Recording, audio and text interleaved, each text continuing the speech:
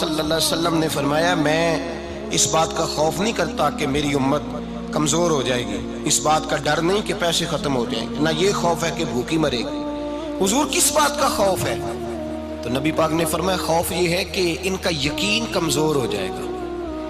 یاد رکھیں اگر اعتبار نہ ہو تو گھر نہیں چلتا، تو اگر اللہ رسول پر یقین کامل نہ ہو تو پھر بندہ مسجد نہیں آ سکتا، پھر اس کا دین نہیں چلتا، پھر اس کے لیے مشکل ہے نماز، پھر اس کے لیے مشکل ہے راہ خدا میں خرچ کرنا۔ میرے نبی پاک نے فرمایا یوں نہ کہا کر کہ یا اللہ چاہے تو دے چاہے تو نہ دے، جب مالک سے مانگ تو کہا کر یا اللہ تجھی سے مانگنا ہے، میں لے کے اٹھوں گا، تو مجھے دے گا۔ فرمایا جتنا تیرا یقین کامل ہوگا اتنا ہی اللہ تجھے جھولی بھر کے عطا فرمائے گا۔ کمزور سا مسلمان، لڑکھڑاتا سا مسلمان دیکھتا ہوں کرتا ہوں، اور یہ بھی نہ دیکھا کریں بھائی ایمان یقین کو استقامت کے درجے پہ لیں، یہ نہ دیکھا کریں کہ وہ کیسے دے گا، وہ کسی وسیلے کا محتاج نہیں ہے، وسیلے کو پسند کرتا ہے، پر وسیلے کا محتاج وہ بغیر وسیلے کے بھی دے دیتا ہے۔ ہر آدمی ماں باپ کے ذریعے پیدا ہوتا ہے، اگر پیدا کرنا چاہے تو جناب عیسیٰ کو بغیر باپ کے پیدا کر دیتا ہے، اگر پیدا کرنا چاہے تو حضرت آدم کو بغیر ماں اور باپ کے پیدا کر دیتا ہے۔ جب یقین رکھیں، یقین قرآن مجید پڑھیے، حضرت موسیٰ علیہ السلام فرعون کے دربار میں کھڑے ہیں، چاروں جانب دشمن ہی دشمن ہے، جادوگر آ گئے، انہوں نے سانپ چھوڑے، حضرت موسیٰ کے ہاتھ میں ڈنڈا تھا، حضرت موسیٰ کہتے ہیں یا اللہ کیا کروں؟ تو اللہ تعالیٰ نے فرمایا اپنا عصا پھینک دو۔ کہنا چاہیے تھا نا کہ یا اللہ ایک ہی تو شے ہے، اتنے سانپ ہے، بچانے کے لیے ڈنڈا ہے وہ پھینک دوں؟ ڈنڈا پھینکا جاتا ہے، سانپ کو دیکھ کر کے قابو کیا جاتا ہے۔ یہ میرا اور آپ کا ذوق ہے نا، لیکن انبیاء کرام کا انداز ملاحظہ کیجئے میرے عزیزو۔ اللہ فرماتے ہیں ڈنڈا، اے موسیٰ ڈال دے اپنا عصا، پہلے نہیں فرمایا کہ سانپ بن جائے گا، فرمایا بس تو ڈال دے۔ میں اور آپ ہوتے ہیں تو سام سامنے ہے، ڈنڈا ہاتھ میں ہے، ہم کہیں گے عجیب بات ہے، یہی تو دفاع کی چیز ہے، اسی کو ڈال دوں تو بچوں گا کیسے؟ کہا ڈال دو، تو حضرت موسیٰ نے ڈال دیا، کہا میرے رب کا حکم ہے تو میرے لیے بہتر ہی ہوگا۔ اللہ فرماتے ہیں جب موسیٰ نے ڈالا تو میں نے اس ڈنڈے کو، اس عصا کو اژدہا بنا دیا۔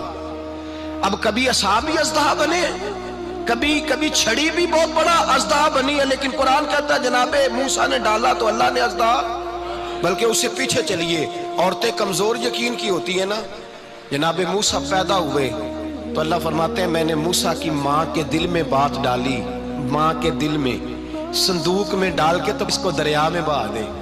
اور بھائی صندوق میں کہہ سکتے ہیں نا آکسیجن کیسے جائے گی، اور دریا میں بچے بچنے کے لیے ڈالے جاتے ہیں کہ ڈوبنے کے لیے ڈالے جاتے ہیں؟ ماں کے دل میں یقین کمزور نہیں تھا ماں کا۔ انبیاء کے ماں باپ موحد ہوتے ہیں، دین کو ماننے والے، ماں کے دل میں اللہ نے باپ، اللہ قرآن میں کہتے میں نے وحی کی، میں نے القاء کیا، میں نے بات ڈالی۔ حضرت موسیٰ کی ماں کہتی ہے میں نے ڈال کے نا سمندر میں بیٹا، میں نے سمندر میں بیٹا ڈال کے صندوق میں بند کر کے رب کے حوالے کیا۔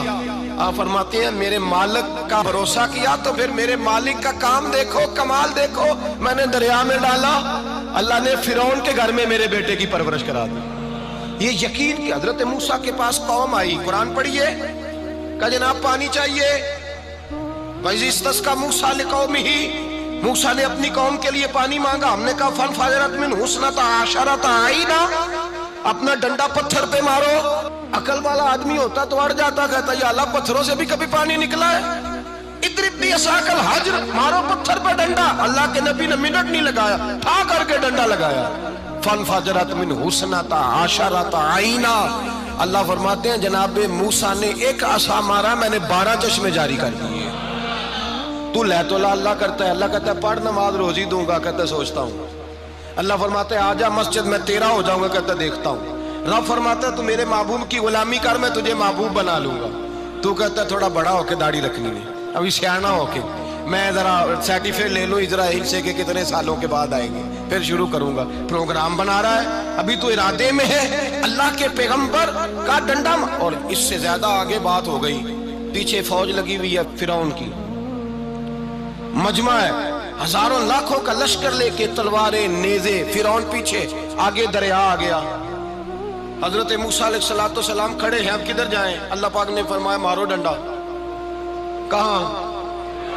پانی پہ ڈنڈا مارو. اب حضرت موسیٰ علیہ السلام پانی پہ ڈنڈا مارے تو پانی ابلے گا، اس سے زیادہ کیا ہوگا؟ پہلے پتھر پہ ڈنڈا مروایا تو پانی نکلا، اب پانی پہ ڈنڈا مروایا. فَإِذْ فَرَقْنَا بِكُمُ الْبَحْرَ فَأَنْجَيْنَاكُمْ وَأَغْرَقْنَا آلَ فِرْعَوْنَ. اللہ فرماتے ہیں موسیٰ نے پانی پہ ڈنڈا مارا تو میں نے پانی میں رستے بنا دیے.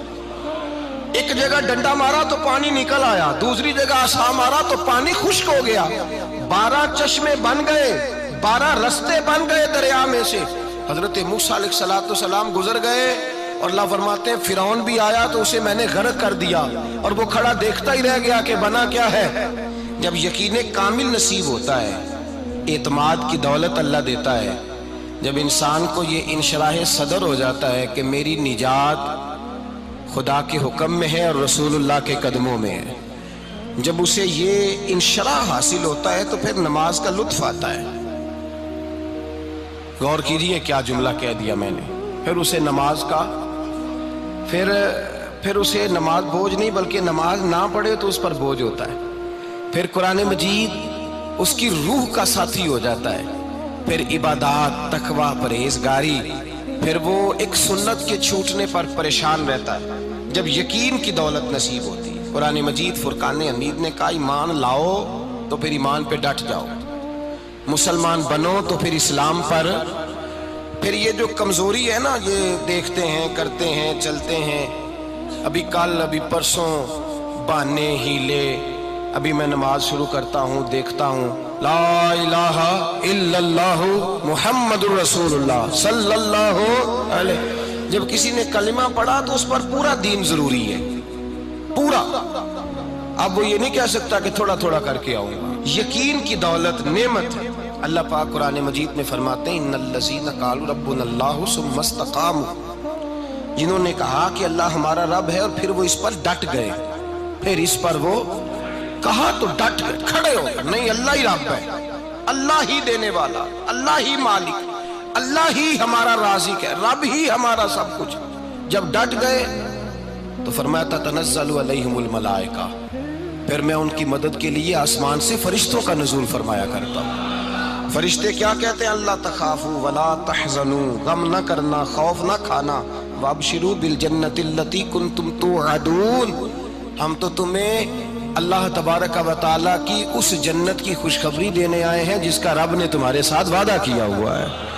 پھر فرشتوں کا نزول ہوتا ہے، لیکن شرط کیا ہے کہ ایمان لائے اور پھر ایمان پر پھر یہ نہ سوچے کہ وہ کس طرح دے گا، وہ کیسے عطا کرے گا، وہ میری مدد کس طرح کرے گا، نظام کیسے چلے. ڈٹ جائے کہے میرے اللہ کا حکم ہے تو میں نے حلال ہی کھانا ہے، میرے رب کا حکم ہے تو میں نے تھوڑے پہ ہی گزارا کرنا ہے، میرے مالک کا حکم ہے تو میں نے اپنی جیب دیکھنی یا دوسرے کی نہیں دیکھنی، میرے رب کا حکم ہے تو میں نے اس کی اطاعت میں رہنا. جب ڈٹ جائے گا اللہ کے احکامات پر، جب ڈٹ جائے گا تو اللہ فرماتا ہے پھر میں تیری مدد کے لیے فرشتوں کا نزول کروں گا.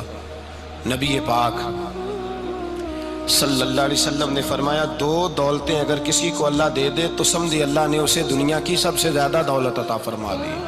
یا رسول اللہ وہ کون کون سی چیزیں ہیں؟ فرمایا ایک جس شخص کو اللہ نے معاف کرنے کی دولت عطا کر دی، جو معاف کرنے لگ گیا، جس کی طبیعت میں درگزر آ گیا، جو معاف کرنے لگا، غلطیاں معاف کرنے لگا، جس کو ایک دولت یہ مل گئی. اور دوسرا میرے مصطفیٰ نے فرمایا جسے اللہ نے یقین کی دولت عطا فرما دی. جس کو یہ 2 دولتیں مل جائیں، ایک درگزر کرنا، دوسرا رب رسول پہ یقین کامل رکھنا، اسے کائنات کی ہر شے مل گئی.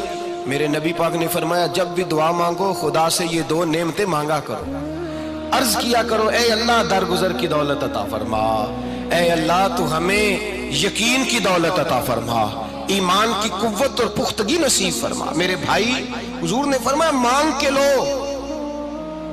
کمزور ایمان والا شخص کسی کام کا نہیں ہوتا.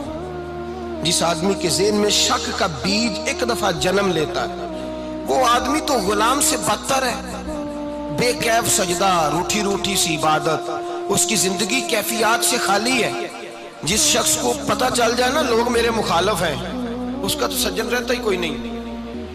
اصل بات یہ ہوتی ہے کہ یہاں سوچ بیٹھا ہے کہ دنیا میرے خلاف ہے، یہاں مخالفت یہاں بیٹھ گئی ہے، 2 بندے باتیں